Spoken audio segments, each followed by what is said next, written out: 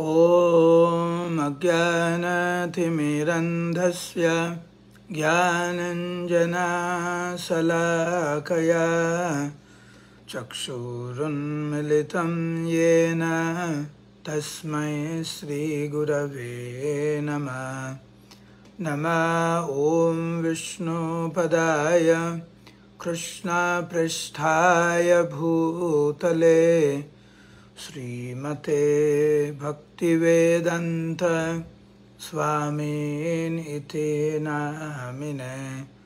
नमस्ते सारस्वती देवे गौरवाणी प्रचारिणे निर्विशेषशून्यवादी पाश्चात्यदेशतारिणे।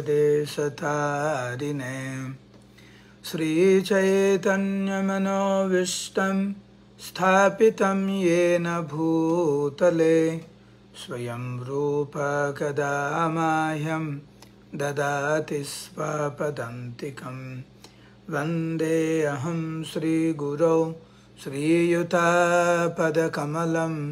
श्रीगुरुन् वैष्णवांश्च श्रीरूपं सक्रजातं सहगना रघुनाथान्वितं तं सजीवं साद्वैतं सावधूतं परिजनसहितं कृष्णचैतन्यदेवं श्रीराधाकृष्णपादं सहगना ललिता श्रीवृषाखन्वितांश्च। हे कृष्ण करुणा सिन्धु दीनबन्धु जगत्पते गोपेश गोपिकान्त राधाकान्त नमस्तुते। तप्तकाञ्चन गौराङ्गी राधे वृन्दावनेश्वरी वृषभानुसुते देवी प्रणमामि हरिप्रिये। नीलाचलनिवासाय नित्याय परमात्मने बलभद्र सुभद्राभ्यां जगन्नाथाय ते नमः। नमो महावदन्याय कृष्णप्रेमप्रदायते कृष्णाय कृष्णचैतन्य नाम्ने गौरत्विषे नमः।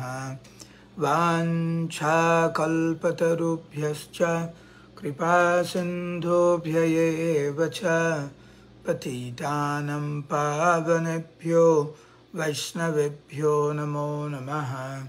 जय श्री कृष्ण चैतन्य प्रभु नित्यानंद श्री अद्वैत गदाधर श्रीवासदि गौरभक्तवृंद। हरे कृष्ण कृष्ण कृष्ण हरे हरे, हरे राम राम राम हरे हरे। मूकं करोति वाचालं पंगुं लंघयते गिरिं यत्कृपातमहं वन्दे श्रीगुरुं दीनतारिणं परमानन्दमाधवं श्रीचैतन्य ईश्वरं।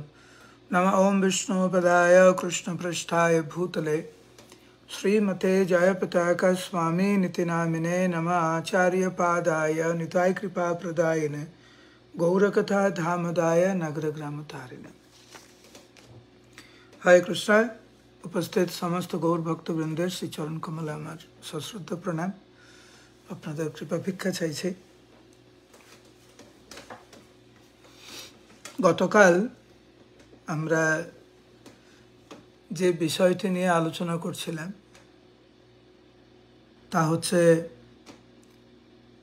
কিভাবে ভগবান ঋষভদেবের যে 100 জন পুত্র ছিল তার মধ্যে কিছু সন্তান ক্ষত্রিয়, কিছু সন্তান তারা ছিলেন মহাভাগবত এবং বেশিরভাগ সন্তান তারা ব্রাহ্মণ। এটা কি করে সম্ভব? একই মা একই বাবার সন্তান, একজন ব্রাহ্মণ, একজন ক্ষত্রিয়, একজন মহাভাগবত, এটা কি করে সম্ভব? আমরা জেনে এসেছি ব্রাহ্মণের সন্তান ব্রাহ্মণ, ক্ষত্রিয়ের সন্তান ক্ষত্রিয়, বৈশ্যের সন্তান বৈশ্য, শূদ্রের সন্তান শূদ্র। কিন্তু আমাদের এই মনোভাব শ্রীমদ্ ভাগবতম স্বীকৃতি প্রদান করেন না। এটা আমাদের ভালো করে জেনে রাখা উচিত।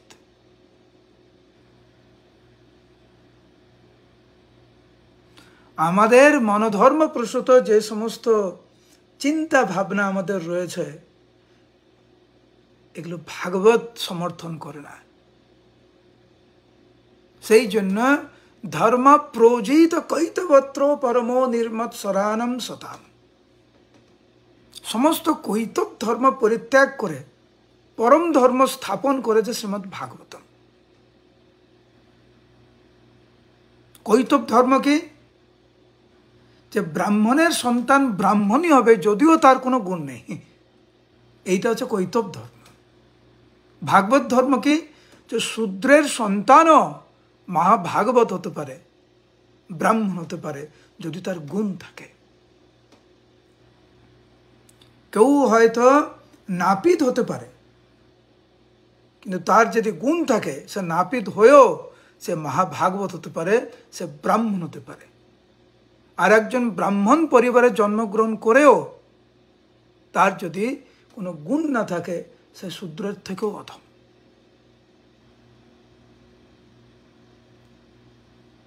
শাস্ত্রে বর্ণনা কি? যে মুচি হয়ে সূচি হয় যদি কৃষ্ণ ভজে, আর সূচি হয়ে মুচি হয় যদি কৃষ্ণ ত্যাজে।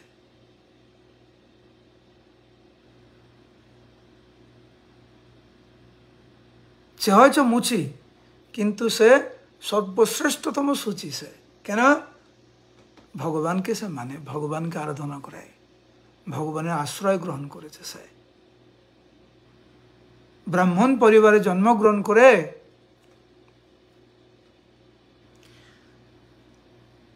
ভগবানকে বিশ্বাস করে না, শাস্ত্র বিশ্বাস করে না, মদ মাংস সিগারেট খায় আর রিক্সা চালায়, সে নাকি ব্রাহ্মণ।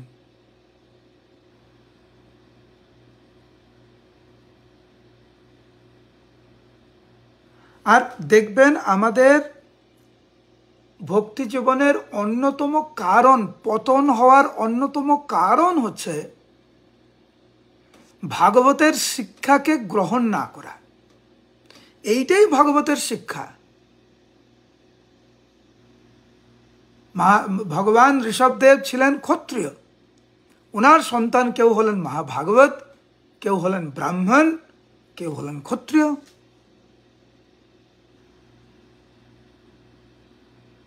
গুণ এবং কর্ম অনুসারে, জন্মগত না। আপনি বলতে পারেন আমি জন্মগত ব্রাহ্মণ, সেটা ঠিক আছে, সেটা অস্বীকার করা যাবে না, কিন্তু জন্মগত ব্রাহ্মণ বলেই আপনি ব্রাহ্মণ, এটা গীতা স্বীকৃতি দেয় না, ভাগবত স্বীকৃতি দেয় না।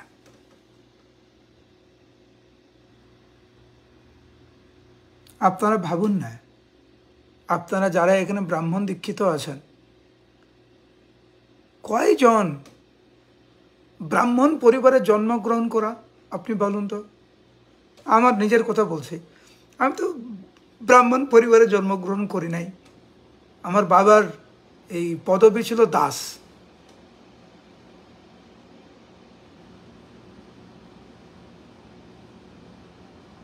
গুরুদেব কৃপা করে ব্রাহ্মণ দীক্ষা দিয়েছেন, এরকম না যে আমার গুণ টুন হয়ে গেছে, সেরকম না, বাট গুরুদেব কৃপা করে দিয়েছেন।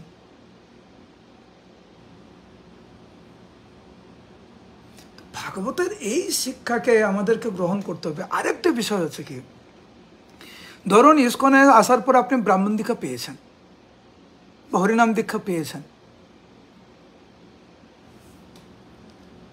ব্রাহ্মণ দীক্ষা পাওয়ার পরে, হরিনাম দীক্ষা পাওয়ার পরে আমাদের কর্তব্য আরো বেড়ে যায়, দায়িত্ববোধ আরো বেড়ে যায় আমাদের। ব্রাহ্মণ দীক্ষা হয়ে গেছে মানে আমি এখন ব্রাহ্মণ হয়ে গেলাম, ভক্তিশাস্ত্রী হয়ে গেছে, ভক্তি বৈভব হয়ে গেছে মানে বিরাট ব্যাপার না, তো শুরু।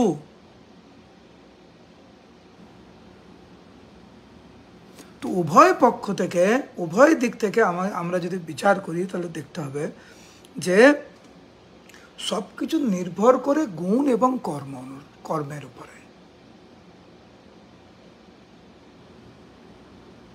ধরুন আপনি ব্রাহ্মণ দীক্ষা নিয়েছেন, সেই জন্য আপনি বিগ্রহ সেবা করার সুযোগ পাচ্ছেন, ভগবানের জন্য রান্না করার সুযোগ পাচ্ছেন, এবং লোকে আপনাকে বলছে ও ব্রাহ্মণ দীক্ষিত ভক্ত, খুব ভালো, তাই না? 1 মাস পরে সেবা করার পরে আপনি আর ওই ব্রাহ্মণের যে সমস্ত গুণাবলী রয়েছে সেগুলো আর নেই, অসৎ সঙ্গের প্রভাবে এখন পাপ কর্মে লিপ্ত, 4টে নিয়ম ভাঙছে, যা মানে শাস্ত্রের বিরুদ্ধে আচরণ করছে। তবুও কি আপনি বলবেন এই দেখো আমার পৈতা আছে? বলবেন না। পৈতা থাকতে পারে তো কি হয়েছে?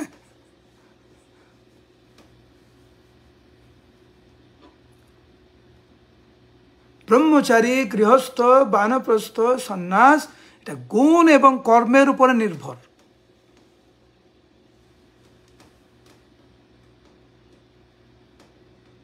কোনো ব্রহ্মচারী যদি ব্রহ্মচারীর আশ্রমের আচরণ করে সে ব্রহ্মচারী, কোনো গৃহস্থ ভক্ত যদি গৃহস্থ আশ্রমের আচরণ করে সে গৃহস্থ। একই নিয়ম প্রযোজ্য বানপ্রস্থ এবং সন্ন্যাসের উপরে। সেটা একদিন নয়, সেটা প্রত্যেকটা দিন, জীবনের শেষ নিঃশ্বাস পর্যন্ত।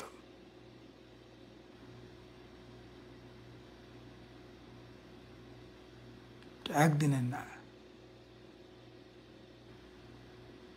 সেই জন্য ভগবান ঋষভদেবের এই লীলা এতটা গুরুত্বপূর্ণ।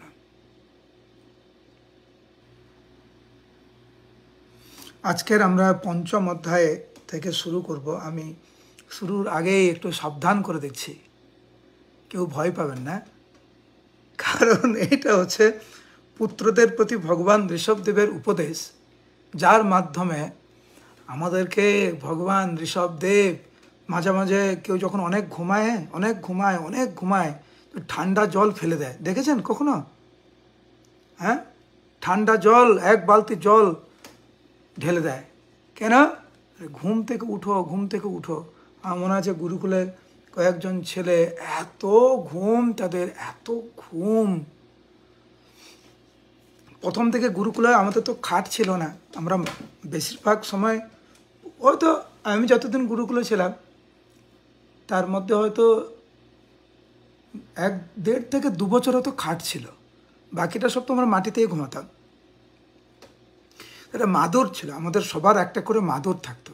মাদুরটা একটু মোটা, মণিপুরি মাদুর, আপনারা জানি না কখনো দেখেছেন কিনা। মণিপুর মাদুরগুলো একটু মোটা মোটা ছিল।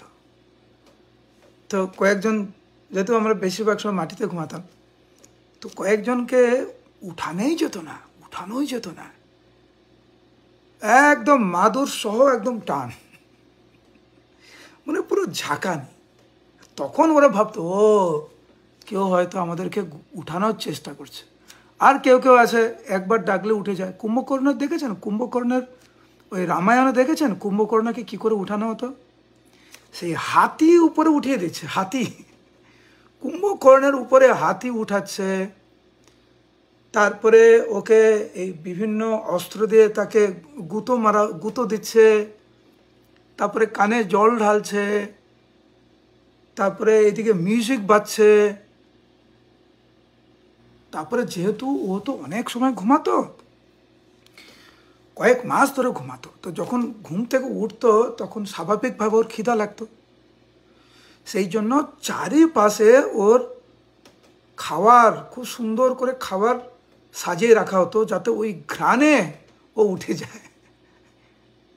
একদিক দিয়ে হাতি উঠছে, একদিক দিয়ে অস্ত্র দিয়ে তাকে আঘাত করা হচ্ছে, কানে জল ঢালা হচ্ছে, এটা ওইটা, তারপরে খাবারের সুগন্ধি, কুম্ভকর্ণ উঠল। তো আমাদের মধ্যে এরকম কিছু কিছু ব্যক্তি আছে যে জাগিয়ে তোলার, জীবকে জাগিয়ে তোলার জন্য কখনো কখনো কঠোর শব্দ প্রয়োগ করতে হয়। জীব জাগো গৌরচন্দ্র বলে, কত নিদ্রা যাও মায়া পিশাচির কোলে। উদিল অরুণ পূর্ব ভাগে, দ্বিজমণি গোরা অমনি জাগে। ভকত সমূহ লইয়া সাথে গেলা নগর ব্রাজে। মহাপ্রভু এইভাবে সংকীর্তন আন্দোলনের মাধ্যম দিয়ে আমাদেরকে জাগিয়ে তোলার চেষ্টা করছে। মহাপ্রভু তো করুণার অবতার, উনি কীর্তনের মাধ্যম দিয়ে, আলিঙ্গনের মাধ্যম দিয়ে, স্পর্শের মাধ্যম দিয়ে, উপদেশের মাধ্যম দিয়ে আমাদেরকে জাগিয়ে তুলেছেন। আর ভগবান ঋষভদেব আমাদের কাছে কারুর কাছে একটু কঠোর হতে পারে, এটা বাস্তব। যেহেতু ভগবানের উপদেশ, সেই জন্য আমরা বিনম্র চিত্তে তা গ্রহণ করার চেষ্টা করব। সবাই প্রস্তুত? হরে কৃষ্ণ।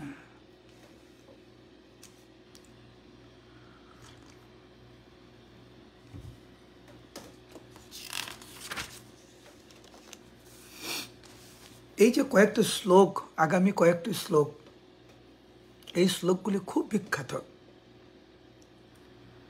এবং শিল প্রভুপাদ এবং আমাদের পূর্বতন আচার্যবৃন্দ এই শ্লোকগুলি অনেকবার ব্যবহার করেছে ক্লাসে। আমি তো প্রভুপাদের যত ক্লাস শুনেছি অডিওতে, প্রচুর এই সমস্ত শ্লোক ঋষভদেবের উপদেশ থেকে প্রভুপাদ অনেক ব্যবহার করেছেন। প্রথম শ্লোক, নায়ম দেহো দেহ ভজম নৃলোকে কষ্টন কামন অর্হতে বিদ্ভুজাম্যে তপো দিব্যম পুত্রকয়েন সত্বম শুদ্ধেত যস্মাৎ ব্রহ্ম সৌখ্যম স্তনন্তম। এটা প্রভুপাদ অনেকবার ব্যবহার করেছেন। বৃন্দা পড়ো অনুবাদ। অনুবাদ। ভগবান ঋষভদেব তার পুত্রদের বললেন, হে পুত্রগণ, এই জগতে দেহধারী প্রাণীদের মধ্যে এই নরদেহ লাভ করে কেবল ইন্দ্রিয় সুখ ভোগের জন্য দিন রাত কঠোর পরিশ্রম করা উচিত নয়। এই প্রকার ইন্দ্রিয় সুখ ভোগ বিষ্ঠাভোজী কুকুর ও শূকরদেরও লাভ হয়ে থাকে।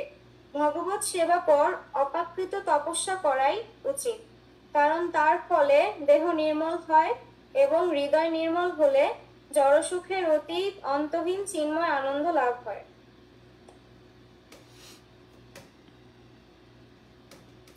একটু কঠোর হলেও ভগবান ঋষভদেব বাস্তব কথা তুলে ধরেছেন যে আমাদের জীবন এবং কুকুর এবং শূকরের জীবনের মধ্যে পার্থক্য কি। যদি আমরা দুর্লভ মানব জীবন পেয়ে শূকর এবং কুকুরের মতো জীবনযাপন করি,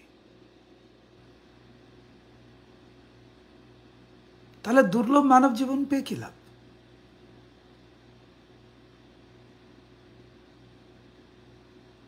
শূকর বিষ্ঠা ভোজন করে, বিষ্ঠা খায়, তার সাথে ভগবান আমাদের তুলনা করছেন যাতে ওরকম আমরা না করি। দুর্লভ মানব জীবন হচ্ছে ভগবানকে পাওয়ার।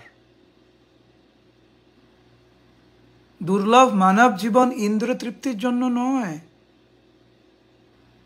সেই জন্য ভগবান এখানে বলছেন যে সাধারণত মানব কি করে, যে কঠোর পরিশ্রম করে কেবলমাত্র ইন্দ্র তৃপ্তির জন্য। কোনো মানব যদি কঠোর পরিশ্রম করে কেবলমাত্র ইন্দ্র তৃপ্তির জন্য, তাহলে ভগবান ঋষভদেব তাকে কুকুর এবং শূকরের সাথে তুলনা করছে।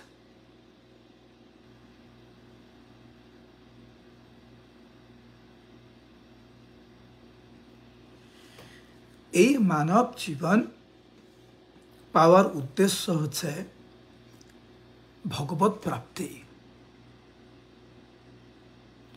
যেহেতু আমাদের এই শরীরটা রয়েছে, এই শরীরটাকে দেখাশোনা করার জন্য কিছু অর্থের প্রয়োজন, একটু বাসস্থানের প্রয়োজন, কিছু কিছু ন্যূনতম জিনিস আমাদের প্রয়োজন রয়েছে। এবং যারা গৃহস্থ ভক্ত তাদের কিছু দায়িত্ববোধ রয়েছে, তাদের পুত্র কন্যা রয়েছে, তাদেরকে মানুষ করা, তাদেরকে লেখাপড়া করানো ইত্যাদি ইত্যাদি। একজন গৃহস্থ ভক্ত সে তার দায়িত্ব পালন খুব সুন্দর করে করে, কিন্তু একজন গৃহস্থ ভক্ত কখনো মনে করে না বা এইভাবে জীবনযাপন করে না তার জীবনের একমাত্র উদ্দেশ্য হচ্ছে ইন্দ্রতৃপ্তি করা। তার স্ত্রী, তার পুত্র, তার কন্যা, তারা তো ভগবত ভক্ত, তাদের ভরণ পোষণের দায়িত্ব হচ্ছে প্রভুর, এবং তাদেরকে কিভাবে আধ্যাত্মিক জীবনে এগিয়ে নিয়ে যাবে তারও দায়িত্ব স্বামী বা পিতার। এবং যেহেতু সংসারের ভরণ পোষণের দায়িত্ব তার, সেই জন্য ধর্মপথে থাকি করো জীবনযাপন ভাই, যে কোনো ব্যবসা ধরে জীবন নির্বাহ করে। ভক্তনাথ ঠাকুরের কথা। প্রভুপাদের আমি কিছুদিন আগে কয়েকটা চিঠি পড়ছিলাম প্রভুপাদের, যেখানে প্রভুপাদ অনুমোদন করছেন যে তুমি গৃহস্থ হয়েছ, যে কোনো সৎ ব্যবসা করে তুমি তোমার জীবনযাপন করো, কোনো অসুবিধা নেই। হয়তো একজন ভক্ত সে কোটি কোটি টাকা আয় করছে, কিন্তু সেই কোটি কোটি টাকা নিয়ে সে ভাবে না এই অর্থ হচ্ছে আমার ইন্দ্র তৃপ্তির জন্য। না, সে ভাবে এই অর্থ আমি হচ্ছে কোনো না কোনোভাবে আমার কর্মের ফলে, প্রচেষ্টার ফলে, ভগবানের আশীর্বাদে এই অর্থ আমি পেয়েছি, এই অর্থ দিয়ে আমি হচ্ছে ভগবানের দিব্য নাম প্রচারে সাহায্য করব, এবং আমার যে পরিবার আছে সেই পরিবারের ভরণ পোষণে যতটুকু দরকার, তাদের ভবিষ্যতের জন্য যেটা করার দরকার আমি করব। এটা আমার দায়িত্বের মধ্যে পড়ে। কিন্তু ভক্তের মানসিকতা এরকম কখনো হয় না যে হ্যাঁ এইগুলো হচ্ছে শুধু আমার ইন্দ্রতৃপ্তির জন্য।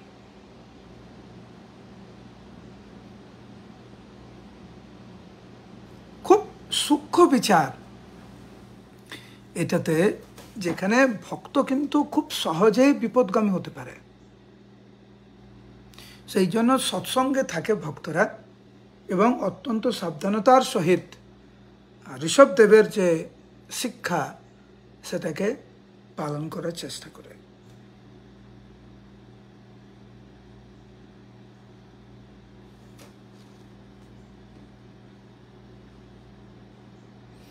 এইখানে ভগবান ঋষভদেব আরেকটি কথা উল্লেখ করেছেন, যদি একটু দেখবেন শেষের দিকে, ভগবত সেবা পর অপ্রাকৃত তপস্যা করাই উচিত, কারণ তার ফলে হৃদয় নির্মল হয়, এবং হৃদয় নির্মল হলে জড় সুখের অতীত অন্তহীন চিন্ময় আনন্দ লাভ হয়।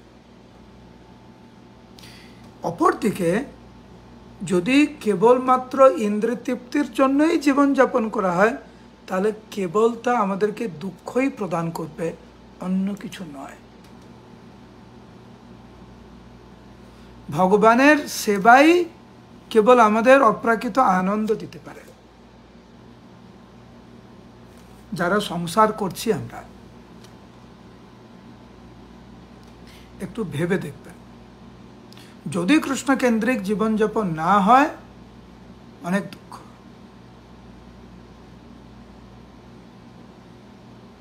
তো শাস্ত্রের কথা, কৃষ্ণ কেন্দ্রিক জীবনযাপন হলে গৃহেতে গোলক ভাই, ভক্তনাথ ঠাকুর বলছেন,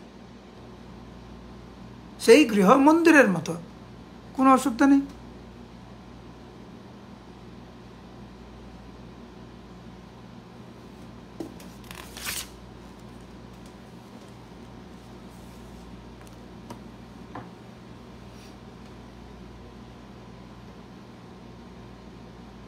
Alright?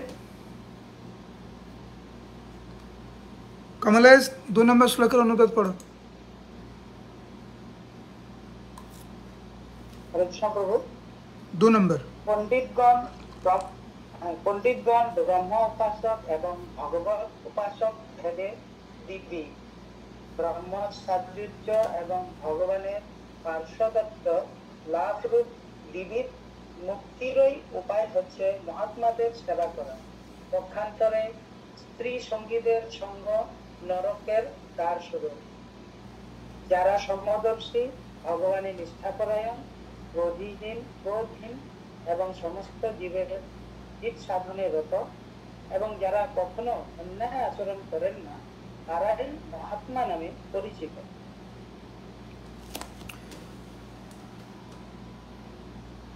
ভগবত ধামে কি করে যাওয়া যায়, নরকে কি করে যাওয়া যায়, তার বর্ণনা এখানে করা হয়েছে। মহৎ সেবা,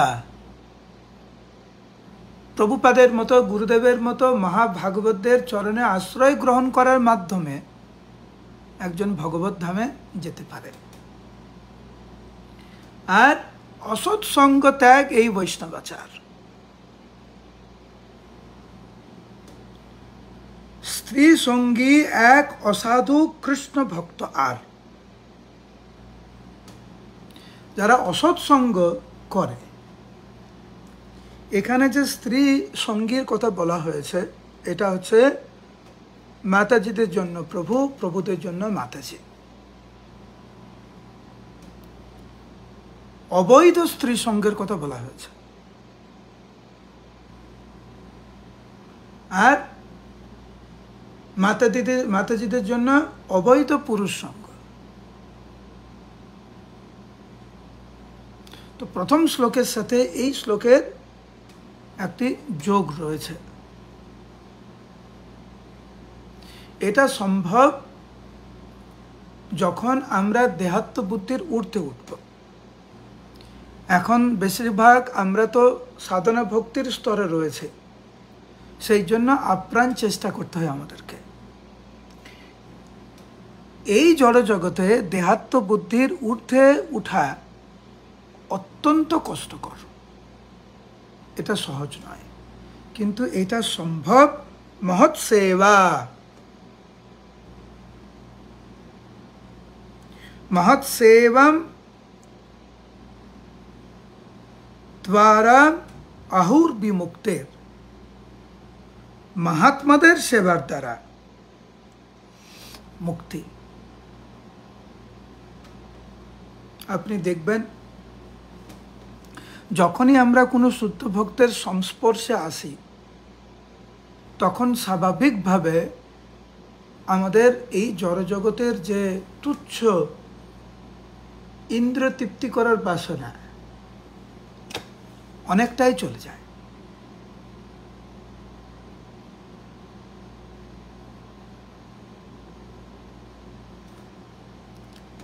ভগবান ঋষভদেব খুব কড়াভাবে ওনার সন্তানদেরকে শিক্ষা প্রদান করছেন।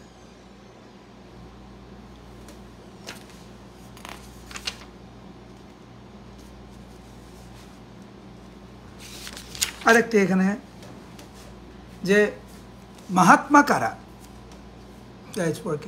মহাত্মা কারা, সমদর্শী। আচ্ছা, একটি গুণ ভগবান ঋষভদেব এখানে বর্ণনা করছেন। সমদর্শী কিন্তু খুব কঠিন, আমরা যতটুকু সহজ ভাবি ততটুকু না। যারা আমাদেরকে ভালোবাসে না, যারা আমাদের নিন্দা করে, যারা আমাদের খারাপভাবে দেখে, তাদের প্রতিও সম্মান বোধ থাকা।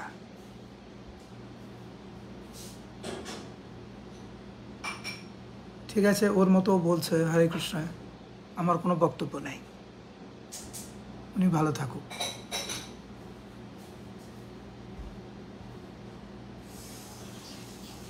ভগবানের নিষ্ঠাপরায়ণ, ভগবানের প্রতি পূর্ণ নিষ্ঠা, পূর্ণ বিশ্বাস,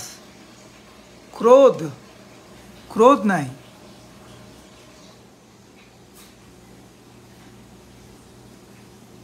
কখনো কখনো সেবার ক্ষেত্রে ক্রোধ প্রকাশ করা, সেটা আলাদা জিনিস।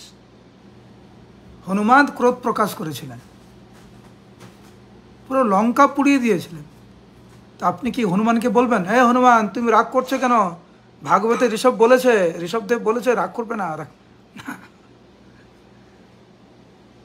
সেবার জন্য কখনো কখনো ক্রোধ প্রকাশ করা হয়। আমি বারবার এটা অনেকবার আলোচনা করেছি যে কখনো কখনো ক্রোধকে ব্যবহার করা যায়, কিন্তু আমাদেরকে সাবধান হতে হবে ক্রোধ যেন আমাদের উপর চেপে না বসে, ক্রোধ যেন আমাদেরকে ব্যবহার না করে। আর ক্রোধ যখন আমাদেরকে ব্যবহার করে তখন কী হয় জানেন তো? সবাই জানে, ব্রেন কাজ করে না, নিজেকে ক্ষতি করে, ঘরের জিনিসপত্র ভেঙে দেয়, তারপরে অনেক দিন একজনের সাথে কথা বলে না, ক্রোধ চেপে বসেছে। কিন্তু আমরা যখন ক্রোধকে ব্যবহার করি সেবার জন্য, সেই ক্রোধ হৃদয়কে পবিত্র করে। কখনো কখনো গুরুদেব শিষ্যের প্রতি ক্রোধ প্রকাশ করে। এখন শিষ্য যদি গুরুদেবকে বলে, গুরুদেব আপনি তো গুরুদেব, কেন রাগ করছেন? মানে আমি একবার একটা এই লীলাটি অনেক সুন্দর লীলা, যেখানে প্রভুপাদ ক্রোধ প্রকাশ করছেন। আমি বলেছি অনেকবার লীলা, তবু আরেকবার শুনে।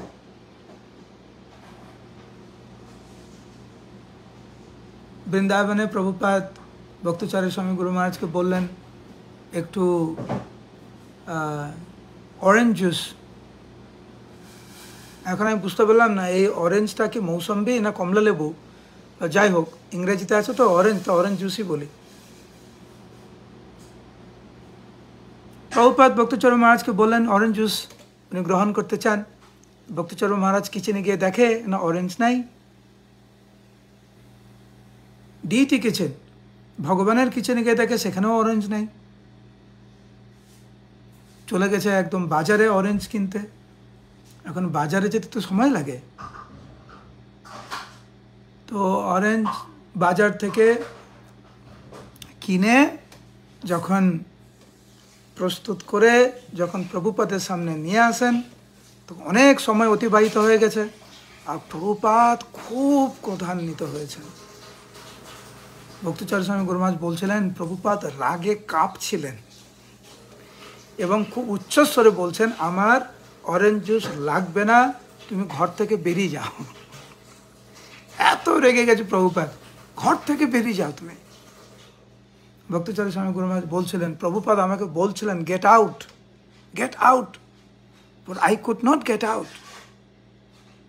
প্রভুপাদ আমাকে বলছিলেন ঘর থেকে বেরিয়ে যাও, কিন্তু আমি বেরোতে পারছিলাম না। তো প্রভুপাদ যত বলছেন গেট আউট গেট আউট, ভক্তচরণ মহারাজ বলছিলেন আমি এক পা এক পা এক পা করে প্রভুপাদের দিকে এগোচ্ছি। প্রভুপাদ আরও রেগে যাচ্ছে। প্রভুপাদ এত রেগে গেছে, পুরো শরীর কাঁপছে। আর ভক্তচরণ মহারাজ একটা থালার উপরে একটা অরেঞ্জ জুস গ্লাস নিয়ে প্রভুপাদের সামনে ধরে আছে। চিন্তা করুন ওই দৃশ্যটি দেখুন, প্রভুপাদ চিৎকার করছে গেট আউট, তোমার লাগবে না তোমার জুস। আর ভক্তচরণ মহারাজ বিনম্র চিত্তে প্রভুপাদের সামনে করে দাঁড়িয়ে আছে। ভক্তচরণ মহারাজের মনোভাব দেখে প্রভুপাদ শান্ত হয়ে গেলেন। যখন জুস গ্রহণ করে শুরু করলেন, তখন ভক্তচরণ মহারাজ ভাবলেন, আরে আমি তো জল আনতে ভুলে গেছি। যে প্রভুপাদ জুসকে যে হাত ধুয়ে দৌড়ে গেছে জল আনতে।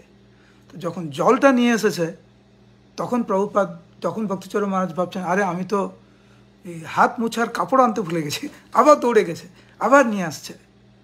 আর প্রভুপাদ এগুলো দেখছে কিভাবে সেবা করছেন ভক্তচরণ মহারাজ। তখন প্রভুপাদ জুস পাওয়ার পরে বলছেন যে তুমি আমাকে কত সুন্দর করে সেবা করছো, আর আমি তোমার প্রতি ক্রোধ প্রকাশ করছি। বুঝতে তো পারছো আমার বয়স হয়ে গেছে, বয়স্ক লোকদের রাগ একটু বেশি, বুঝলে? তো তুমি কিছু মনে করো না।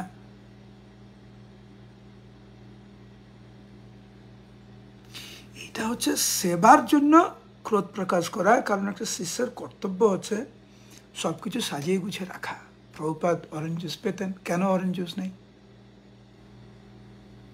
সেটা আমাদের সংশোধন করার জন্য কখনো কখনো প্রভুপাদ ক্রোধ প্রকাশ করেছেন। কিন্তু দেখুন সঙ্গে সঙ্গে ক্রোধ প্রশমিত, আমাদের তো মাঝে মাঝে রাগ ধরলে একজনের সাথে 1 মাস 2 মাস 3 মাস 6 মাস কথা বলি না।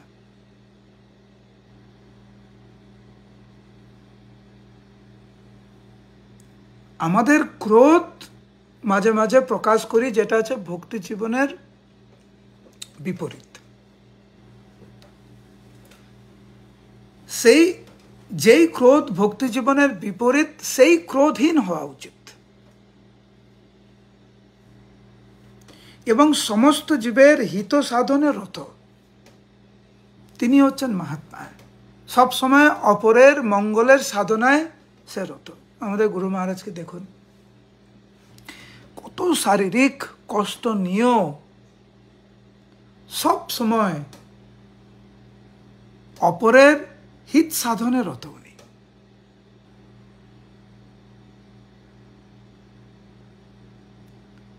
তো উনি এত শারীরিক এত কষ্টের মধ্যে থাকলেও আপনি ওনার সামনে গেলেই উনি আপনাকে প্রথম জিজ্ঞেস করবে, কেমন আছো তুমি? কোনো অসুবিধা হচ্ছে? আমি তোমার জন্য কি করতে পারি? আমি তোমাকে কিভাবে সাহায্য করতে পারি? সব সময় যারা গুরু মহারাজের সামনে যায় এটা লক্ষ্য করে, আমরা বলার আগে উনি আমাদেরকে প্রথমে জিজ্ঞেস করে, নাম ধরে, কেমন আছো তুমি? সব ঠিক আছে? কোনো অসুবিধা হচ্ছে? হতভম্ব খেয়েছি আমরা। এবং এই অবস্থাতে কিভাবে ওনার শিষ্যরা, ইসকনের সমস্ত সদস্যরা ইসকন সংস্থা হিসাবে কিভাবে এগিয়ে যাবে, সেই জন্য চিন্তা।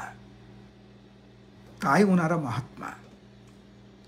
ভগবান নিজে এই সমস্ত ভক্তদেরকে, যাদের মধ্যে এই গুণগুলি রয়েছে, তাদেরকে মহাত্মা বলে উনি পরিচিতি প্রদান করেছেন। এই রকম মহাত্মার কেউ যদি সেবা করে, সে ভগবত ধামে যাবে। এবং যারা হচ্ছে ইন্দ্রিয় তৃপ্তিতে অত্যন্ত আসক্ত, তাদের সঙ্গ পরিত্যাগ করার কথা বলা হয়েছে এখানে।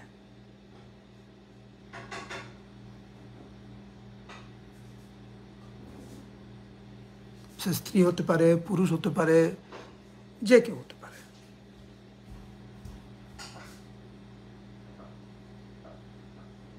যেহেতু ইন্দ্রিয় তৃপ্তির বাসনাই আমাদের এই জড়জগতে আবদ্ধ করে রাখে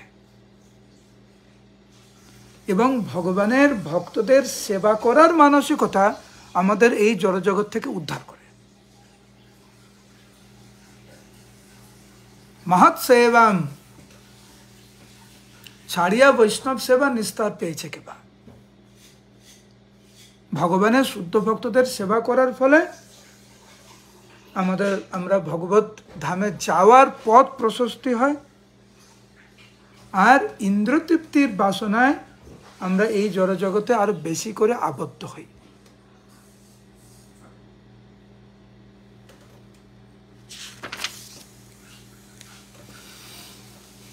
অচিন্তা লক্ষ্মী 3 নম্বর শ্লোক অনুবাদ পড়ো। 3 নম্বর। হরে কৃষ্ণ প্রণাম। যারা তাদের কৃষ্ণ ভাবনামৃত পুনর্জাগরিত করে তাদের ভগবত প্রেম বিকশিত করতে চান, তারা কৃষ্ণ সম্বন্ধবিহীন কোনো কিছু করতে চান না। যারা কেবল আহার, নিদ্রা, ভয় এবং মৈথুন চর্চা করে তাদের দেহটি পালন করতে ব্যস্ত, তারা তাদের সঙ্গে মেলামেশা করতে চান না। তারা গৃহস্থ হলেও তাদের গৃহের প্রতি আসক্ত নন। এমনকি তারা তাদের পত্নী, সন্তান, বন্ধু বান্ধব এবং ধন সম্পদের প্রতিও আসক্ত নন। সেই সঙ্গে তারা তাদের কর্তব্য কর্মেরও অবহেলা করেন না। এই প্রকার মানুষেরা কেবল তাদের দেহ ধারণ করার জন্য যতটুকু অর্থের প্রয়োজন কেবল ততটুকুই সংগ্রহ করেন। এই শ্লোকটি প্রভুপাদের একটা বিখ্যাত উক্তি হচ্ছে।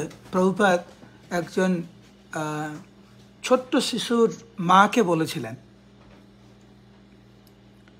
যে তোমার জন্য বিগ্রহ সেবার থেকে তোমার সন্তানের যত্ন নেওয়া আরো বেশি গুরুত্বপূর্ণ। আমি আবার বলছি, কথাটা মন দিয়ে শুনুন। প্রভুপাদ একটি ছোট্ট সন্তানের মাকে বলেছিলেন যে তোমার জন্য শ্রী বিগ্রহের সেবার থেকে তোমার সন্তানের যত্ন নেওয়া আরো বেশি গুরুত্বপূর্ণ।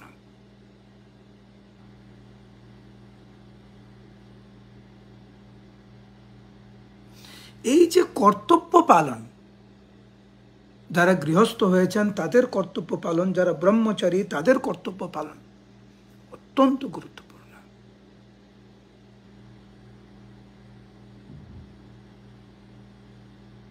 একজন গৃহস্থ ভক্ত সে তার কর্তব্য পালন করবে, কিন্তু এতটা আসক্তি হয়ে যাবে না যে পুরো সংসারের প্রতি এতটাই আসক্ত যে কৃষ্ণ ভক্তির প্রতি কোনো আকর্ষণ নেই, এরকম যেন না হয়। তারা একসাথে খাবে, কিন্তু কি খাবে? প্রসাদ পাবে তারা। তো স্বামী স্ত্রী পুত্র কন্যা যদি একসাথে বসে প্রসাদ পায়, এইটি হচ্ছে এই শ্লোকের তাৎপর্য।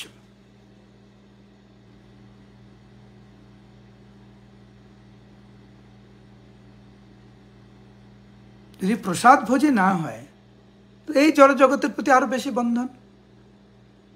কিন্তু স্বামী স্ত্রী পুত্র কন্যা সবাই মিলে একসাথে ভগবানকে ভোগ নিবেদন করে তারা প্রসাদ পাচ্ছে মহাপ্রসাদে গোবিন্দ বলে। আদর্শ গৃহস্থ জীবন। স্ত্রী কৃষ্ণ কেন্দ্রিক জীবনযাপন করবেন, স্বামী কৃষ্ণ কেন্দ্রিক জীবনযাপন করবেন, পুত্র কন্যা কৃষ্ণ কেন্দ্রিক জীবনযাপন করবেন। সেখানে ভয় থাকে না। যেখানে কৃষ্ণ কেন্দ্রিক জীবনযাপন নেই সেখানে কিন্তু অনেক ভয়ের কারণ আছে। কারণ স্বাভাবিকভাবে আমরা কিন্তু অনেক আসক্তি হয়ে যাই।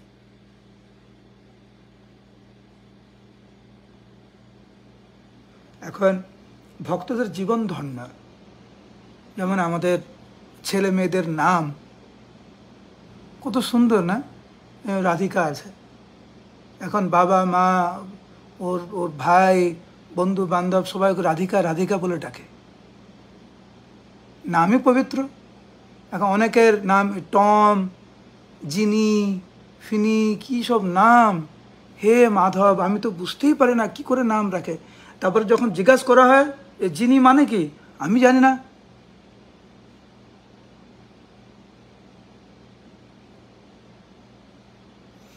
একে বলে কৃষ্ণ কেন্দ্রিক জীবন। আমার সন্তানের নাম হচ্ছে কৃষ্ণ কেন্দ্রিক।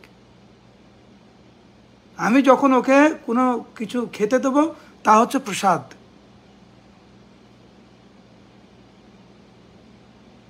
ঘুমানোর সময় বাচ্চারা গল্প শুনতে চায়, কি গল্প শোনাবেন আপনি? একটি ভয়ঙ্কর রাত্রি ছিল। অনেক জায়গায় ছেলে মেয়েরা আছে না, ভয়ের গল্প শুনতে চায়।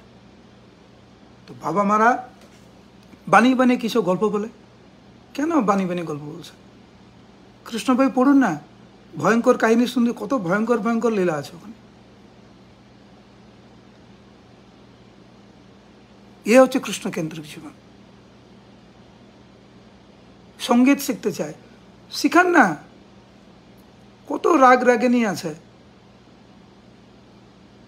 কত সুন্দর সুন্দর ভজন আছে। তো উল্টো পাল্টা গান শেখায়, উল্টো পাল্টা গান শিখে খেলাম। ভজন শিখুন, রাগ রাগিনী শিখুন, হরে কৃষ্ণ মহামন্ত্র কত সুন্দর আছে।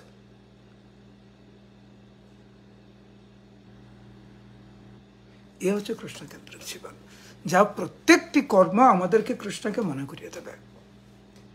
বাইরে যাচ্ছেন, কোনো কিছু দেখছেন, ও হ্যাঁ এইটা ভগবানকে অর্পণ করা যায়।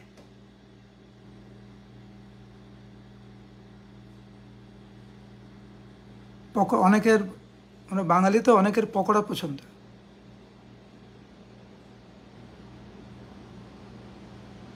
বাইরের লোকরা কি করে, পেঁয়াজি পেঁয়াজি বুঝেন, পেঁয়াজি পেঁয়াজ দিয়ে পকোড়া বানায়। কৃষ্ণকেন্দ্রিক জীবন না, কৃষ্ণ গ্রহণ করেন না। সেই জন্য ওইটা আমার ভক্তি জীবনের জন্য ভালো না। অন্য কিছু নিয়ে আসুন, বাঁধাকপি নিয়ে আসুন, ফুলকপি, কত কিছু ভক্তরা তৈরি করে সুন্দর করে ভগবানকে অর্পণ করে গ্রহণ করুন না, প্রসাদ হিসাবে গ্রহণ করুন, তাহলে কৃষ্ণ ভক্তিতে আমরা এগোবো।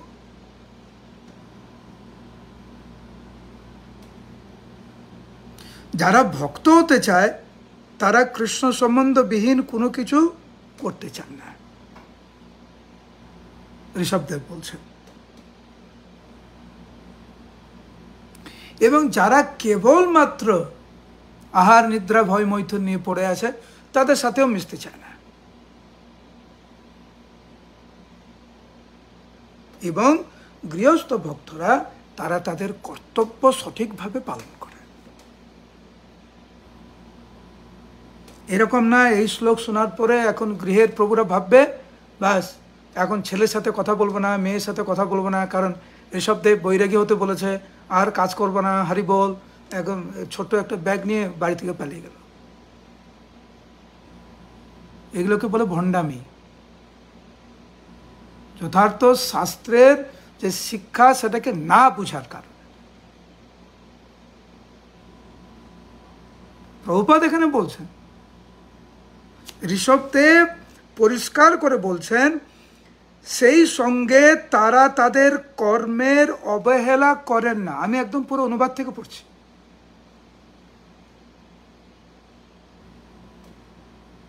সেই সঙ্গে তারা তাদের কর্তব্য কর্মেরও অবহেলা করেন না। কিছু কিছু ব্যতিক্রম ঘটনা রয়েছে এবং সেই ব্যতিক্রম পরিস্থিতির জন্য তারা সংসার ছেড়ে দিয়েছে, সেটা আলাদা ব্যাপার। এস এ জেনারেল রুল, সাধারণ নিয়ম হচ্ছে যে গৃহস্থ ভক্ত তাদের কর্তব্য পালন করবে, কিন্তু জড়জাগতিক আসক্তি তাদের থাকবে না।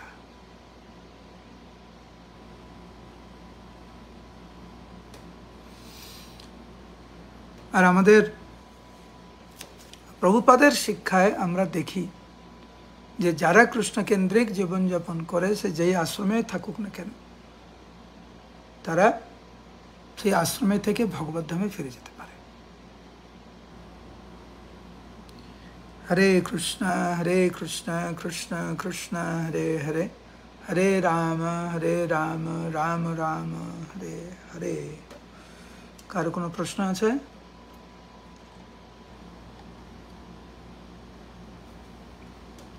Alright. Hare Krishna. Prasanjit. হরে কৃষ্ণ প্রভু। ওই হরে যে মনে করেন যে মা আছে, উনি মনে করেন যে আরতিতে আছে, এখন বাচ্চা কান্নাকাটি করতেছে, এখন কি আরতি রেখে বাচ্চাকে সামলাতে পারবে? আমি প্রশ্ন বুঝতে পারিনি।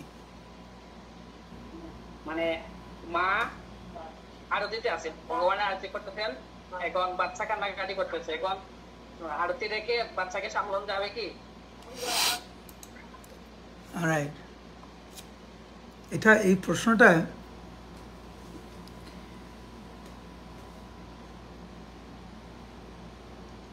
আমি জানি না এর পরে প্রশ্ন কি আসবে, যে ভোগ রান্না হয়েছে ভাত আর ছেলে মেয়ে খেতে চেয়েছে চাউমিন, তাহলে কি করব? এখন স্থান কাল পাত্র বুঝতে হবে।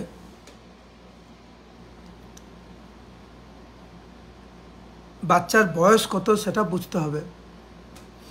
অনেক ধরনের কান্না হয়, মা বুঝতে পারে সেই কান্নাটার গুরুত্ব কতটা।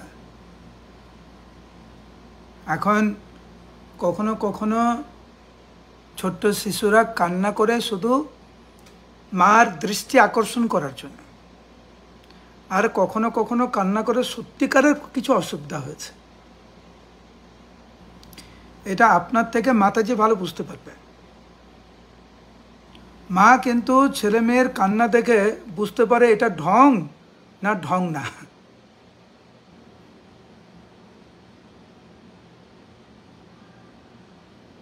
তো স্থানকাল পাত্র হিসেবে যদি আপনি আরতি করছেন এবং দেখছেন যে আপনার ছোট্ট শিশু একটা বিপদে পড়েছে, অবশ্যই শিশুকে রক্ষা করা দরকার। সেটা স্থানকাল পাত্র হিসাবে বুঝে আপনাকে কর্তব্য পালন করতে হবে।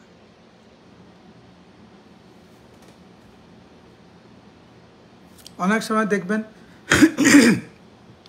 সন্তানরা কিছু বলতে চায়, আর আপনি কিছু গুরুত্বপূর্ণ কিছু করছেন, আপনি জানেন, বুঝতে কেন, আপনার নিজের সন্তান তো, আপনি জানেন কখন কিভাবে আচরণ করতে হয়।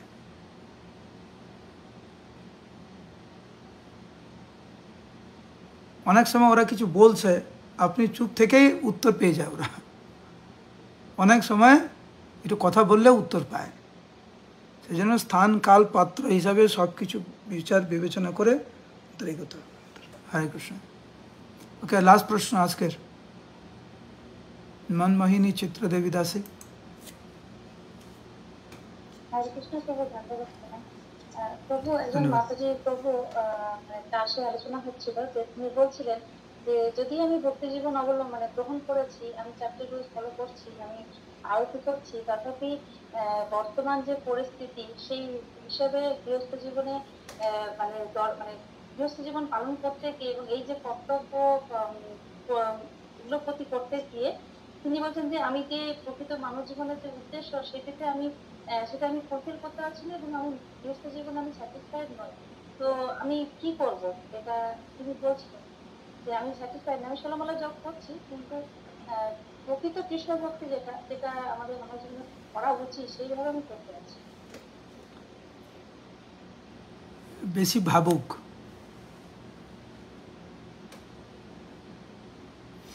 কিছু কিছু সময় আমরা শুধু বলার জন্য অনেক কিছু বলি, বলতে হয় না,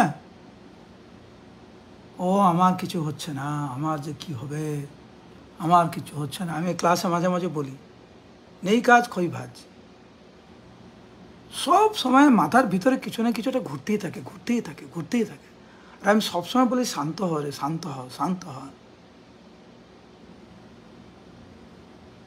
প্রভুপাদ বলেছে 4টে নিয়ম পালন করো, 16 মালা জপ করো, সেবা করো। তার উপর আবার বেশি পণ্ডিত, ও আমার কিছু হচ্ছে না, আমার কিছু হচ্ছে না। প্রভুপাদ যে নির্দেশ দিয়েছেন সে নির্দেশে পূর্ণ বিশ্বাস থাকা উচিত।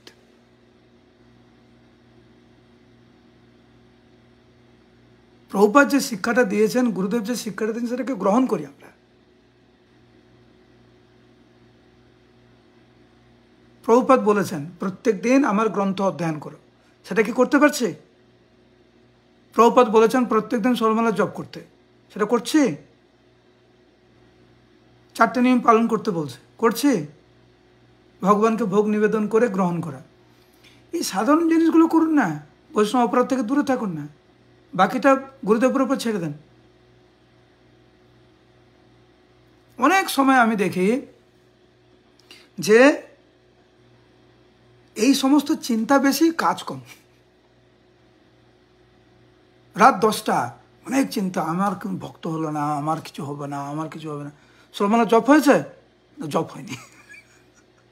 আরে তোমাকে কে এত চিন্তা করতে বলেছে? জপটা করো না। পড়েছো আজকে প্রভুপাদের গ্রন্থ পড়েছ? আমার দৃঢ় বিশ্বাস কেউ যদি প্রভুপাদের গ্রন্থ প্রত্যেক দিন পড়ে, আধ ঘন্টা 40 মিনিট 1 ঘন্টা যদি পড়ে, এই ভাবুক হয়ে থাকবে না সে। আমরা প্রভুপাদের গ্রন্থ ঠিকমতো অধ্যয়ন করি না বলে এই কিন্তু ভাবুকের সব প্রশ্ন।